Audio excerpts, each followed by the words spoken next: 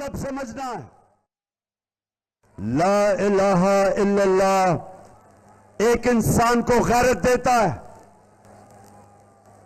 जो इंसान जिसके दिल में ला इलाहा इल्लल्लाह आ जाता है, वो कभी किसी के सामने नहीं झुकता, कभी किसी के सामने हाथ नहीं फैलाता, क्योंकि उसकी उम्मीद अल्लाह से है कि अल्लाह तेरी इबादत करता हूं, तेरे से मदद मांगता हूं।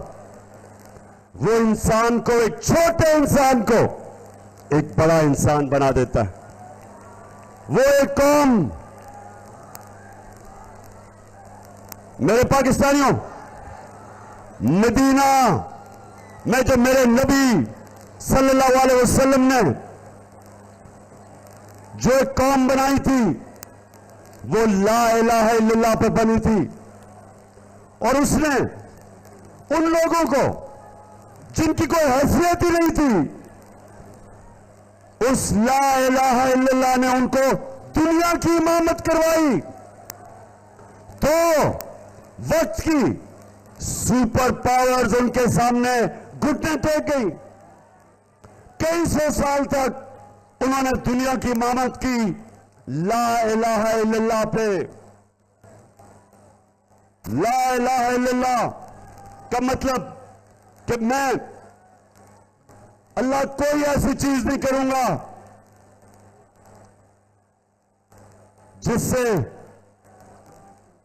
जिससे मेरा ज़मीर, मैं अपने ज़मीर को बेचूं। कोई ऐसी चीज नहीं करूंगा। जो ला इलाहा इल्लल्लाह समझ जाता है, भावलपुर वो कभी लोटा नहीं बन सकता।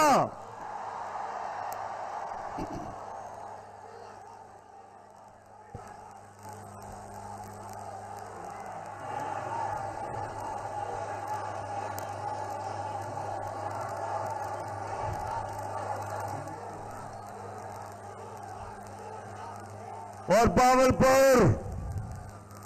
बावलपुर यहां तो एक बहुत बड़ा मूंछों वाला लोटा है।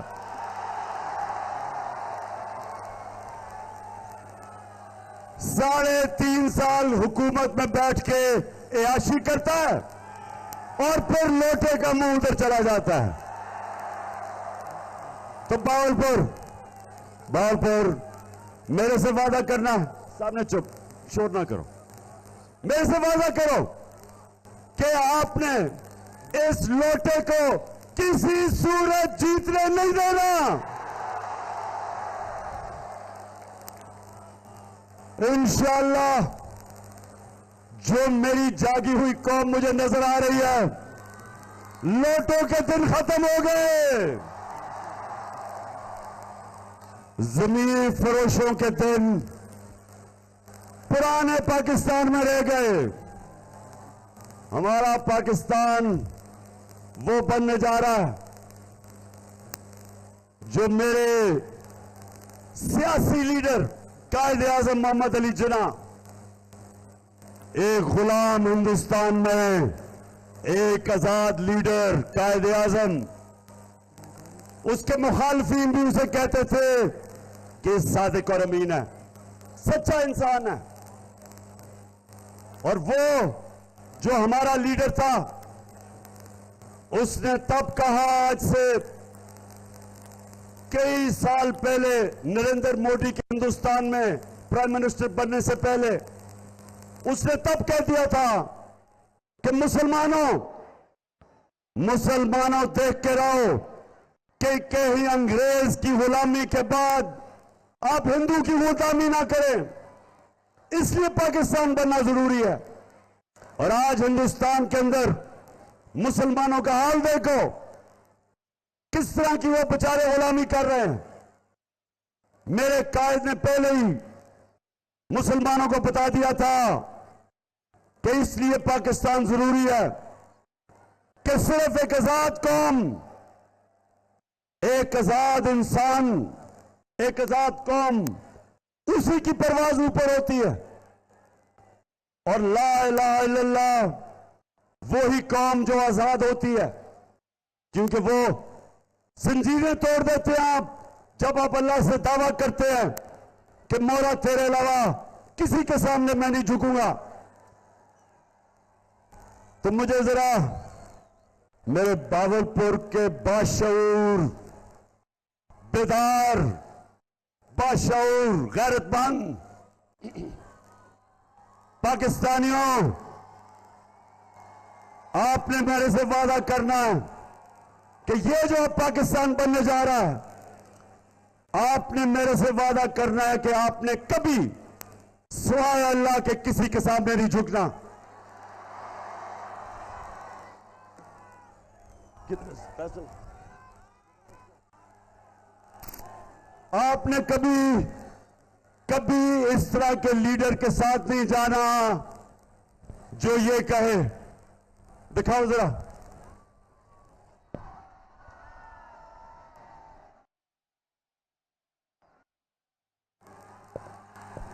साउंड साउंड दिखाओ। ठहर जाए जरा, थोड़ा सब्र। साबिक वज़ीर आज़म इमरान खान जलसे से ख़िताब कर रहे हैं। उनकी जानिब से गुफ्तगू करते हुए कहा गया कि अल्लाह ने हम इंसानों को आज़ाद पैदा किया है और कोई भी शख्स बाहर बैठकर हम पर हुक्मरानी नहीं कर सकता। उनकी जानिब से गुफ्तगू करते हुए ये भी कहा गया कि किसी सूरत इम्पोर्टेड हुकूमत को मंजूर नहीं किया जाएगा। इम्पोर्टेड हुकूमत हमसे हमारी आज़ादी के हक़ छीनना चाहती है। जिस तरह माजी में 65 साल में आपने हमारा हाथ बढ़ाया है, कुछ ऐसा आप हाथ बढ़ाने का मैं वादा करता हूँ कि इंशाअल्लाह हम पूरी कौम हम मिलकर बिलाट मेहनत करेंगे, पसीना कराएंगे, अपने पाँव में खड़े। हाँ शहबाज शरीफ, मैं मांगने नहीं आया, मैं तो मजबूर हूं। कहता है सारी कौम मेहनत करेगी। शहबाज शरीफ, सारी कौम तो मेहनत कर रही है, तुम चोरी करके पैसा बाहर ले जाते हो। मरियम, अच्छा अब मैं बताऊं कि ये खानदान क्या कर रहा है हमारे से। तैयार हो जाओ ख्वातीन, जरा आप भी गौर से ये देखें, नौजवानों ये देखें कि ये 30 साल से इस मुल्क का पैसा चोरी करके बाहर लेके जा रहे हैं। 30 साल से। एक ये शरीफ खानदान और दूसरा जरदारी खानदान, ये जो आज दोनों इकट्ठे हो गए हैं, ये दोनों 30 साल से पैसा चोरी कर रहे हैं। तो आप जरा सुने, मैं चाहता हूं जरा गौर से ये अब आप देखें कि 2012 में मैं जब इनसे पूछ रहा था कि तुम्हारे लंदन में अरबों रुपए के, मेफेयर के अंदर अरबों रुपए के अपार्टमेंट्स हैं, तो तब ये क्या कह रहे थे, चलाएं आपकी इनकम है तो कोई प्रॉपर्टी खा दे सकते, क्योंकि आपने मेफेयर के अंदर वो आपकी 4 अपार्टमेंट्स हैं, उनकी 1 अरब से ज्यादा, 1 अरब रुपए से ज्यादा उनकी कीमत है। अब 4.5 अरब तक पहुंच गई है उनकी कीमत। आपने अपनी जो टैक्स में टोटल आमदनी बताई है 94 में, और 1 लाख रुपया। मुझे ये बताइए कि आपने अरबों रुपए की मेफेयर में प्रॉपर्टी खरीदी। अब ये सुन लिया। आज से 10 साल पहले मैंने इनसे पूछा कि अरबों रुपए की आपकी मेफेयर में प्रॉपर्टीज हैं, किधर से पैसा आया? क्योंकि टैक्स में तो आपने दिखाया हमारे आपकी आमदनी नहीं है। अब जरा ये सुने कि ये इनका शरीफ खानदान का नुमाइंदा। बात ये कि जिन अरबों रुपए की मेफेयर प्रॉपर्टीज की बात करें, कोई पता नहीं, बताएं कौन सी प्रॉपर्टी है, लाएं दिखाएं, क्या कह रहा है ये? किधर है वो प्रॉपर्टीज? लाएं, दिखाएं, बताएं। सुन लिया आपने? सुन लिया? नहीं सुन लिया ना? कहता किधर है ये प्रॉपर्टीज? अच्छा अब आप उस खातून को सुने जिसको बड़ा मुश्किल सच बोलना उसके लिए बड़ा मुश्किल काम है। कि इस तरह मुझे लगा कि आप लोगों को बेवकूफ नहीं बना सकते। मेरी नजर में प्रॉपर्टी पर दूर की बातें नहीं, पाकिस्तान में भी कोई प्रॉपर्टी नहीं है। मैं अपने वालिद के पास है, मुझे समझ नहीं आई कि मेरी और मेरी वालदा की और बहन भाइयों की प्रॉपर्टी में कहाँ से निकाल के गए हैं। मेरे नाम पाकिस्तान में कोई प्रॉपर्टी नहीं है, ये तो ईएम की बात है। अच्छा, सदके जाऊं, एहसास प्रोग्राम में डाल देता हूं मरियम को, बेचारी के पास कोई प्रॉपर्टी नहीं है। बेचारी 2 वक्त तक खाना नहीं खा सकती, लेकिन अल्लाह अल हक है, सच का खुदा है। अब ये 10 साल पहले थी, इनको ये नहीं पता था कि अल्लाह का काम ये है कि सच सामने ले आता है तो एक इंटरनेशनल इंकशाफ हो जाता है। पैनमा पेपर्स के नाम पे दुनिया में बड़े बड़े सियासतदानों का इंकशाफ हो जाता है, उनकी प्रॉपर्टीज पकड़ी जाती है। जरा ये आप बताओ।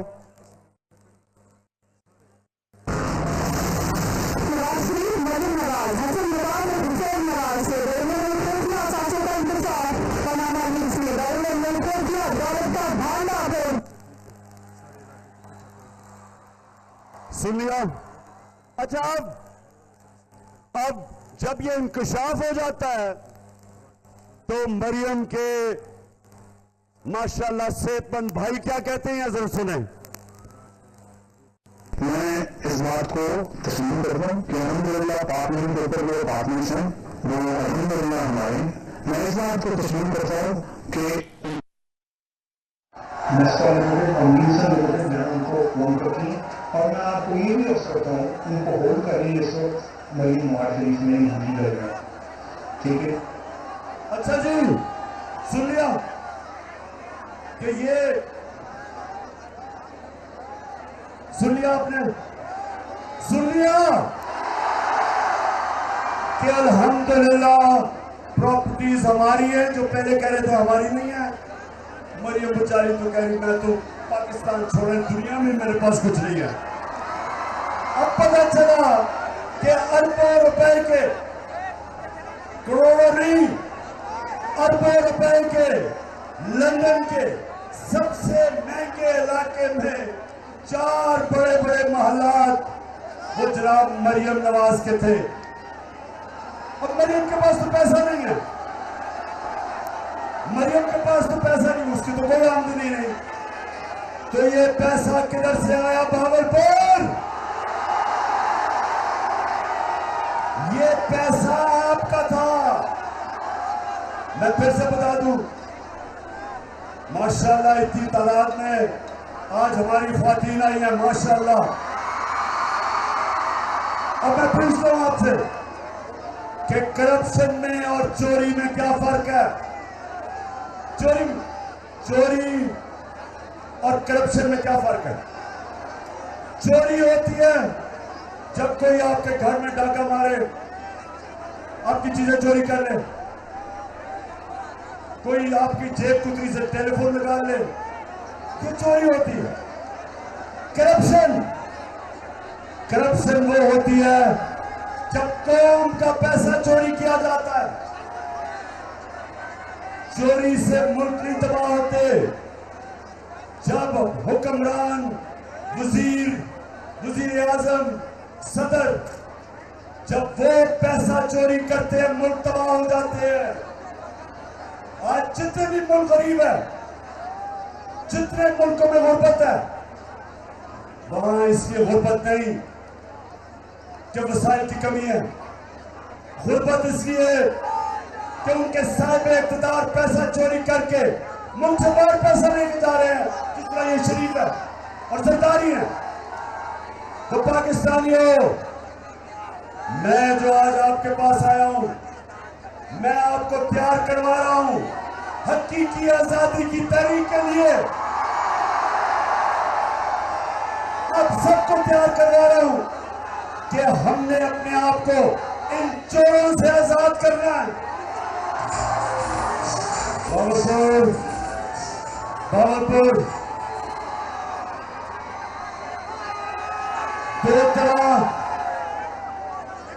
दो तरह एक मुल्क में तब्दीली आती है।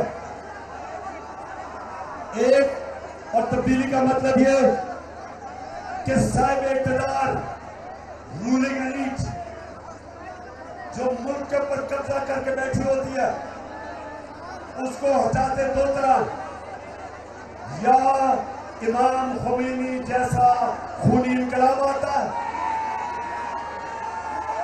और या बैलेट के जरिए इलेक्शन के जरिए एक कौम अपने साहिब इख्तिदार जो पंजे गाड़ के बैठे होते हैं।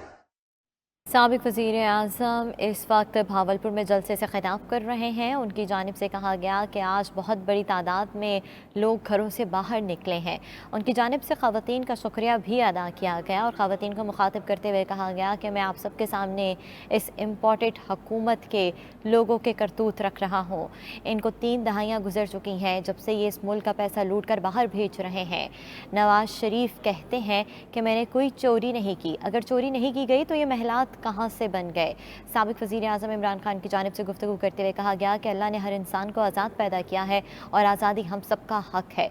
कोई भी बाहर बैठकर हमसे आज़ादी का हक नहीं छीन सकता। अगर आज हम मुत्तहिद ना हुए, एक प्लेटफॉर्म पे जमा ना हुए तो हमारी आने वाली नस्लें सिर्फ़ और सिर्फ पछताएंगी। ये सोचना होगा कि हमें आने वाली नस्लों को क्या देकर जाना है, एक आज़ाद और ख़ुद मुख्तार कौम या फिर एक भिखारी कौम। आप मनासिर टेलीविज़न स्क्रीन पर देख सकते हैं। ये भावलपुर के मनासिर हैं जहाँ पर साबिक वज़ीर आज़म इमरान खान इस वक्त जलसे से खिताब कर रहे हैं। अवामी राबता मुहिम कहें या फिर एक बार फिर अवाम के अंदर जाने का इरादा कहें, साबिक वज़ीर आज़म इमरान खान की जानिब से पंजाब के मुख्तलिफ शहरों में, इलाकों में जलसों का इनेकाद किया गया है और आज ये जलसा भावलपुर में किया गया है। उनकी जानिब से गुफ्तगू करते हुए कहा गया कि मैं ना कभी झुका हूँ और ना ही मैं अपनी कौम को झुकने दूँगा। एक ही फ़लसफ़ा है मेरी ज़िंदगी का कि कभी ग़ुलामी कबूल नहीं की और अल्लाह के सिवा किसी के आगे नहीं झुकेंगे। मैं यही चाहता हूँ कि मेरी कौम के अंदर ख़ुद मुख्तारी पैदा हो जाए और इस बात की सोच समझ आ जाए कि उन्होंने किसी के आगे नहीं झुकना। जो लोग पैसे के पीछे भागते हैं वो ख्वार होकर रह जाते हैं। दुनिया उनकी इज़्ज़त किसी सूरत नहीं करती। अगर आप चाहते हैं कि दुनिया आपकी इज़्ज़त करे तो आपको ख़ुद मुख्तार कौम बनकर उभरना होगा। मुश्किल वक्त हर कौम पर आता है, लेकिन मुश्किल वक्त में आप भीख नहीं मांग सकते। के बादशाह लोगों सुनो, जब उन्होंने हमारी हुकूमत कराई तो पाकिस्तान 17 साल के बाद सबसे बेहतरीन हमारी मायशत तरक्की कर रही थी। 5.6% तीसरे साल और 6% चौथे साल। ये 17 साल के बाद ये कौम हमारी मायशत तरक्की कर रही थी। कोरोना के बावजूद जो दुनिया में इतना बड़ा बुहान आया था, हमारी किसान, आप किसानों से पूछे, जो हमारे पिछले 2 साल किसानों को जो पैसा मिला, शायद ही पाकिस्तान की तारीख में इतना ज्यादा पैसा किसानों के पास क्या हो। हमारा जो टैक्स इकट्ठा कर रहे थे, पाकिस्तान की तारीख में रिकॉर्ड टैक्स इकट्ठा किया।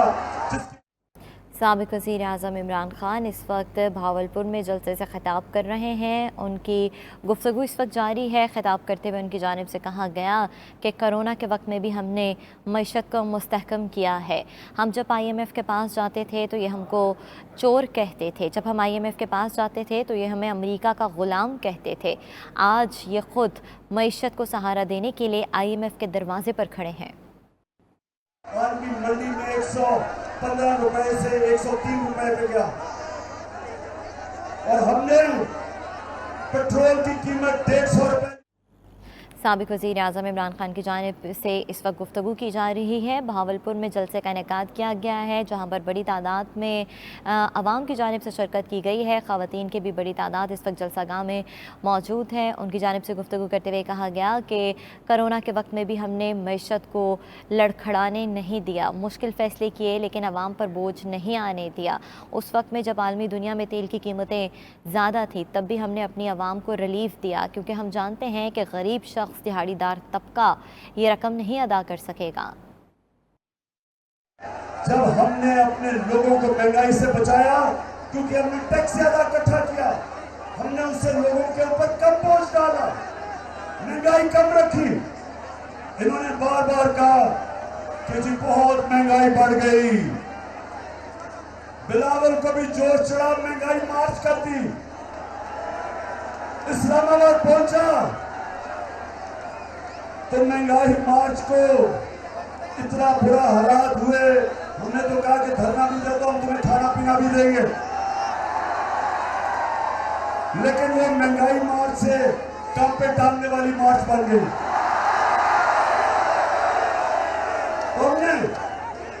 हमने कीमतें नीचे रखी, हमने अपने लोगों को बचाया। इन्होंने प्रोपेगेंडा किया, साजिश की कि बहुत महंगाई थी। आज पाकिस्तान की तारीख में कभी इतनी महंगाई नहीं हुई जो 4 महीने में हुई है। आपको पता है 4 महीने में जो महंगाई हुई है इस मुल्क की तारीख में नहीं हुई। या ख्वातीन है, घरों में बिजली के बिल आए होंगे, आप खुद बताएं कि कभी ऐसे बिजली के बिल किसी को मिले? हमारे दौर में बिजली 18 रुपए यूनिट, आज 36 रुपए यूनिट, टैक्स मिला के 50 रुपए यूनिट। लोगों को बेचारों को समझ नहीं आ रही कि बिजली का बिल दे या बच्चों की फीस या बच्चों के लिए खाना पीना सब महंगा हो गया। तो ये आए किस लिए थे? बावनपुर ये आए किस लिए थे कि वो महंगाई के तो रिकॉर्ड तोड़ दिए? किस लिए आए थे? एनआरओ लेने के लिए, अपनी चोरी माफ करवाने के लिए। जो इन्होंने करप्शन की थी, ये वो केसेस खत्म करने के लिए आए थे। ये आवाम की खिदमत करने नहीं आए थे। ये डाकू अपने केसेस जो आवाम का पैसा चोरी किया था वो माफ करवाने आए थे। 1100 अरब रुपए के इन्होंने पार्लियामेंट में अमेंडमेंट करवा के नैब के कानून में 1100 अरब रुपया माफ करवाया। बावलपुर, ये आपका, इस कौम का पैसा जो आपको मिलना था, जो आपका चोरी का पैसा था, इन्होंने आके चोरों ने माफ करवाया। तो बावलपुर अब आगे किधर जा रहा है पाकिस्तान? सुने जरा गौर से आप। ना इनसे माइशत संभाली जा रही है, इंडस्ट्री बंद हो रही है, बेरोजगारी बढ़ रही है, टैक्स कलेक्शन कम हो रही है, एक्सपोर्ट्स कम हो रही है। जो बाहर से पाकिस्तानी रेमिटेंसेस भेजते थे वो कम हो रहे हैं। मुल्क की जो माइशत है वो सुधर रही है, कर्जे बढ़ रहे हैं। ये पाकिस्तान को अंधेरे की तरफ लेके जा रहे हैं। अब इसका सिर्फ एक तरीका, मेरे पाकिस्तानी तैयार है, हो जाओ। इसका सिर्फ एक तरीका कि पाकिस्तान में साफ और शफाफ इलेक्शन करवाया जाए। मैं अपनी कौम के सामने अब रोड मैप देता हूं कि हमने कैसे अपने मुल्क को जिस हिसाब में, जिस अंधेरे में, जिस दलदल में हम ये लेके जा रहे हैं, ये चोरों का टोला, हमने कैसे निकालना। सबसे पहले जिस तरह मैंने कहा, साफ और शफाफ इलेक्शन। 5 साल के लिए अगर हुकूमत आएगी, उससे सियासी इस्तेकाम होगा, पॉलिटिकल स्टेबिलिटी होगी। पॉलिटिकल स्टेबिलिटी के बगैर माशी इस्तेकाम नहीं आ सकता, इकोनॉमिक स्टेबिलिटी नहीं आ सकती, हमारी माशत नहीं ठीक हो सकती। ये जब तक रहेंगे वो और तेजी से नीचे जाएगी, क्योंकि ना कोई बाहर से सरमायाकारी करने के लिए तैयार है, ना अंदर से इस वक्त हमारे सनतकार सरमाया करने के लिए तैयार है, क्योंकि किसी को पता ही नहीं मुल्क किधर जा रहा। तो सबसे पहले जल्दी से जल्दी इलेक्शन करवाया जाए ताकि मुल्क में इस्तेकाम आए, स्टेबिलिटी आए। और उसके बाद हमने ये जो कर्जों की दलदल में फंस रहे हैं, हमारे पास सबसे बड़ा असासा हमारे बैरून मुल्क पाकिस्तानी है। आपने अगले दिन देखा कि 3 घंटे से भी कम वक्त में 5.5 अरब रुपया इन्होंने इकट्ठा किया शराब के मुतासरीन के लिए। ये हमारा सबसे बड़ा असासा है। हमने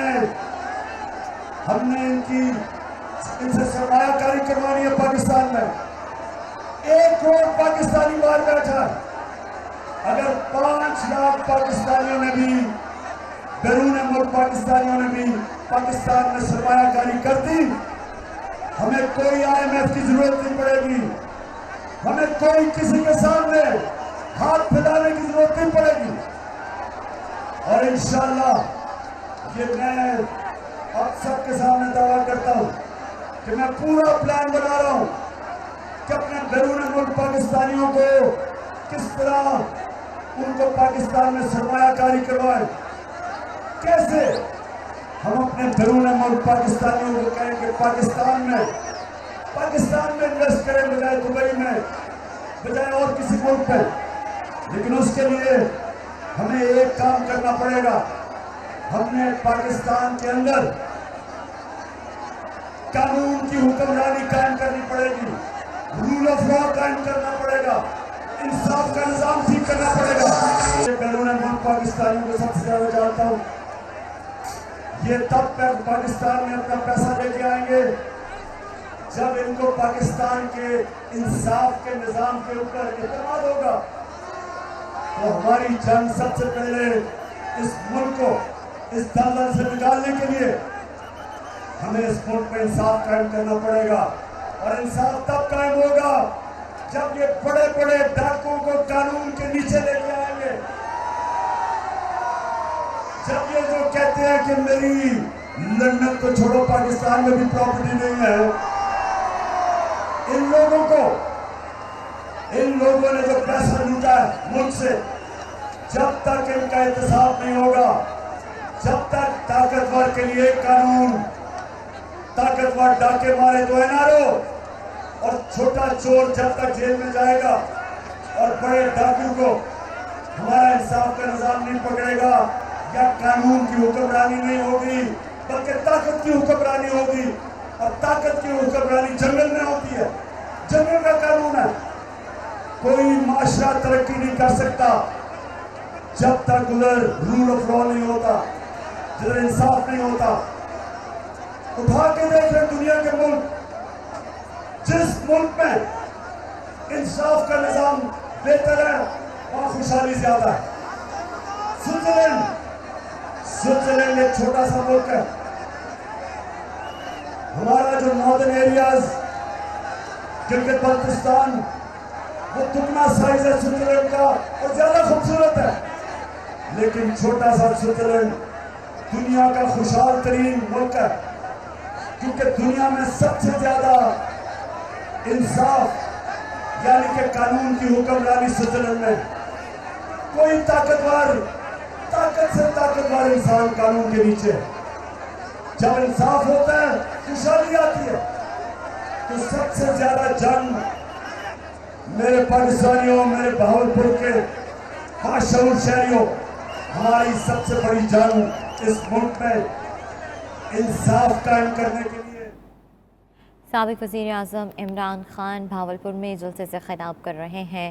उनकी जानिब से गुफ्तगू करते हुए कहा गया कि मैं भावलपुर की आवाम का शुक्रिया अदा करता हूँ और ख़ास तौर पे मैं यहाँ की ख़वातीन का शुक्रिया अदा करता हूँ जो इतनी बड़ी तादाद में आज मेरे लिए। जो पाकिस्तान हम चाहते हैं, किसी थाने के अंदर किसी गरीब आदमी पर जुल्म नहीं होगा। कोई शहबाज गिल जैसे लोगों को और जमील फारूकी जैसे साथियों पे किसी किस्म का जुल्म नहीं होगा। जो पाकिस्तान हम देखना चाहते हैं और कोई ताकतवर NRO नहीं ले सकेगा। कानून सबके लिए एक होगा और हम वो पाकिस्तान चाहते हैं कि कोई इदारा कानून नहीं तोड़ सकेगा। सारे इदारे जो आइन के अंदर, जो दायरे के अंदर रह के काम करेंगे, सारे इदारे कानून की हुक्मरानी मानेंगे। साबिक वज़ीर आज़म इमरान खान इस वक्त भावलपुर में जलसे से खिताब कर रहे हैं। मनासिर आप टेलीविज़न स्क्रीन पर देख सकते हैं। पंडाल में बड़ी तादाद में इस वक्त शहरी पहुंचे हैं जहां पर नारे लगाए जा रहे हैं। साबिक वज़ीर आज़म इमरान खान की जानिब से गुफ्तगू करते हुए कहा गया कि वो माशरा तबाह हो जाता है जहां पर कानून नहीं होता, जहां पर इंसाफ नहीं होता, जहां पर अदालतें आज़ाद नहीं होती। तो मेरे पाकिस्तानियों में सिर्फ गरीब चोर थे, सिर्फ गरीब लोग थे। बड़े बड़े डाकू में असेंबलियों में था, ईरानों में थे, सिर्फ बेचारा कमजोर जेल में जाता है। और ये इसके ऊपर ऐसे निजाम के लिए हजरत अली रज़ियल्लाहु ताला ने कहा था कि कुफर का निजाम चल जाएगा, लेकिन जुल्म और नाइंसाफी का निजाम कभी नहीं चल सकता। ये है हमारी जंग कि जो ताकतवर इस मुल्क में, अगर उसको पुलिस वाला रोकता है, कानून तोड़ता है, पुलिस वाला रोकता है, वो आगे से कहता है पता नहीं मैं कौन हूं। हमारे नए पाकिस्तान में पुलिस वाला कहेगा मुझे पता है आप कौन है, फिर भी आपको सजा मिलेगी। हम वो पाकिस्तान देखना चाहते हैं, हम वो पाकिस्तान देखना चाहते हैं जिसके अंदर किसी की ये जरूरत नहीं होगी कि वो कोई बहुत बड़ा मीडिया हाउस बन के पैसे लेके लोगों की पगड़ियां उछाले, उनके घर वालों की तौहीन करे, घर में औरतें उनकी तौहीन करे। किसी मगरबी ममालिक में ये नहीं हो सकता। कानून बने हुए हैं, कोई ब्लैकमेल नहीं कर सकता, क्योंकि कानून इंसान की इज्जत, उसकी डिग्निटी की हिफाजत करता है। और इंशाअल्लाह, क्योंकि मेरी कौम बेदार हो गई है, मेरी कौम जाग चुकी है, वो वक्त ज्यादा दूर नहीं। मैं आज इस हुकूमत को एक वार्निंग देना चाहता हूं, खबरदार करना चाहता हूं। साबिक वज़ीर आज़म इमरान खान भावलपुर में जलसे से खिताब कर रहे हैं। उनकी जानिब गुफ्तगू करते हुए कहा गया कि पूरा का पूरा निज़ाम ही ख़राब है, लेकिन मैं खुश हूँ कि मैंने अपनी कौम में शऊर पैदा कर दिया है।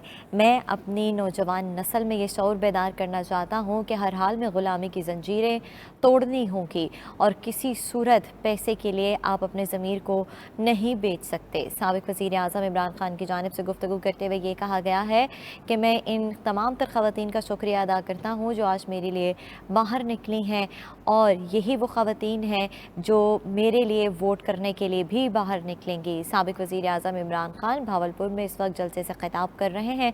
मनाज़िर आप टेलीविज़न स्क्रीन पर देख सकते हैं। पार्टी परचमों की बहार है, इसके साथ साथ पाकिस्तान के झंडे भी शुरा ने उठा रखे हैं।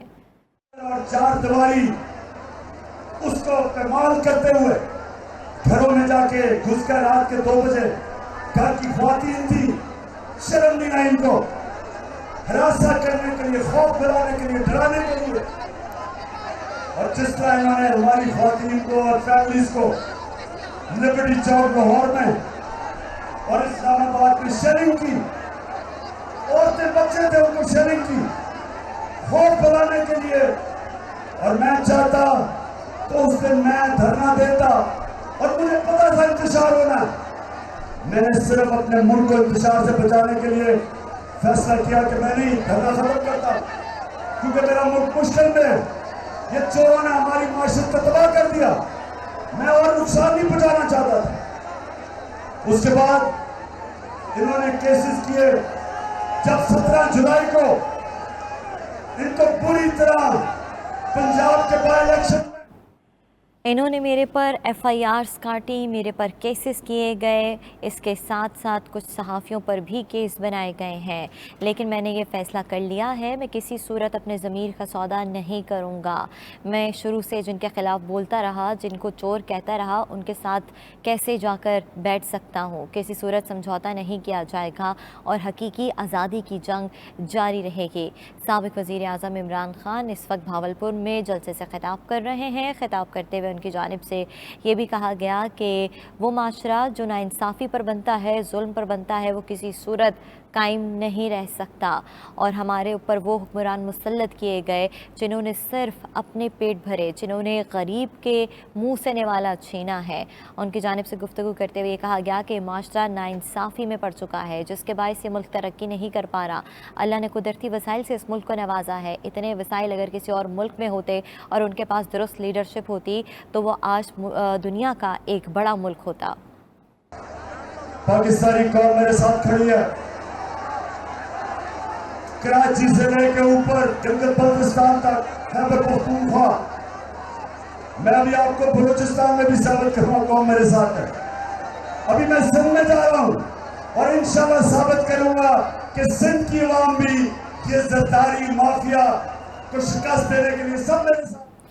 साबिक वज़ीर-ए-आज़म इमरान खान भावलपुर में जलसे से खिताब कर रहे हैं। उनकी जानिब से कहा गया कि जलसों का सिलसिला जारी रहेगा, सैलाब-ज़दगान की इमदाद भी हम करते रहेंगे और मैं पाकिस्तान में सबसे ज़्यादा सैलाब-ज़दगान के लिए फ़ंड जमा करके दिखाऊंगा और मदद करूंगा। उनकी जानिब से गुफ्तगू करते हुए ये भी कहा गया कि बहुत जल्द सिंध का रुख किया जाएगा और सिंध की अवाम भी अब दकियानूसी किरदारों से थक चुके हैं। अब वो भुट्टो ख़ानदान से तंग आ चुके हैं और एक बार फिर मैं कराची में जाऊँगा जहाँ पर अवाम को ये दिखाऊँगा कि मैं किस तरह उनके मसाइल हल कर सकता हूं और एक बार फिर आसिफ अली जरदारी देखेंगे कि कराची की आवाम उनसे किस हद तक नाराज़ हैं, क्योंकि उन्होंने कभी कराची में कुछ काम किया ही नहीं।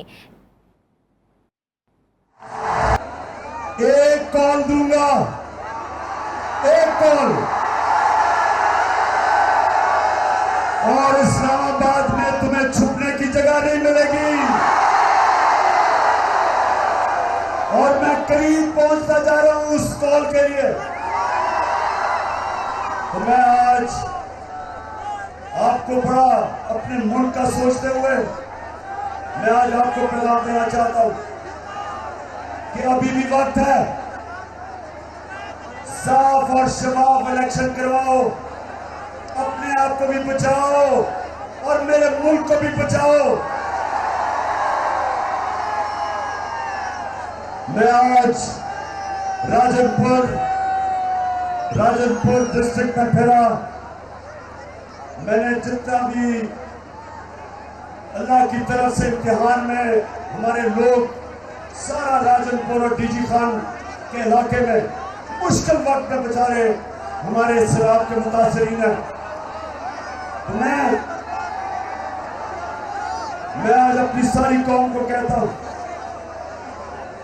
कि ये हमारा फर्ज है, ये अल्लाह का हुक्म है कि जब हमारे इंसान मुश्किल में हो तो हम सब पे फर्ज हो जाता है उनकी मदद करें। इंशाअल्लाह मैं अपने लोगों के लिए, मुतासरीन के लिए सारे पाकिस्तान में, बलोचिस्तान, सिंध, पंजाब, पख्तूनख्वा, गिलगित बल्तिस्तान, आजाद कश्मीर, इंशाअल्लाह इन सब के लिए मैं पैसे इकट्ठे करूंगा। बैरून मुल्क पाकिस्तानी वो मुझे बार बार कह रहे हैं कि पिछली टेलीथॉन में टाइम कम था, पैसे देना चाहते थे। इंशाअल्लाह उनके लिए मैं अगले इतवार को एक और टेलीथॉन करूंगा और ये सारा पैसा और जितने मेरे टाइगर फोर्स है, नौजवानों आपने मेरी टाइगर फोर्स ज्वाइन कर जानी है, क्योंकि हमने लोग उन इलाकों में अपनी गवर्नमेंट के साथ मिलकर लोगों को भेज रहे हैं जिधर भी लोग बड़ी मुश्किल में हैं। मैंने वो देखा, लोग, बच्चों, वो मच्छर, सारा चारों तरफ पानी है, मच्छर है, बच्चों को उस मुश्किल में है, बेचारे मुश्किल वक्त है। तो हमारे ऊपर सबके ऊपर है और इंशाअल्लाह मैं अपनी कौम को भी मोबिलाइज करूंगा, पैसे भी इकट्ठे करूंगा और पूरी कोशिश करूंगा कि हम अपने जो बेचारे पाकिस्तानी आज मुश्किल में उनकी जिंदगी आसान करें। और उसके लिए भी भावलपुर आप मेरे साथ खड़े हो। वैसे भावलपुर आज मेरा बड़ा दिल खुश हुआ आपका जोश और जज्बा देख के। मैं अपनी आज टीम, भावलपुर की टीम, मेरे डीजी खान की टीम, मेरे MNAs, मेरे MPs, मेरी तंजीम के लोग, मैं आज आप सबको मुबारक देता हूं इस शानदार जलसे की। और आपके लिए भी मैं आज जाते हुए आप पे भी फर्ज कर रहा हूं, भावलपुर आपके लिए भी फर्ज कर रहा हूं कि आपके लोटे को पूरी तरह शिकस्त देनी है।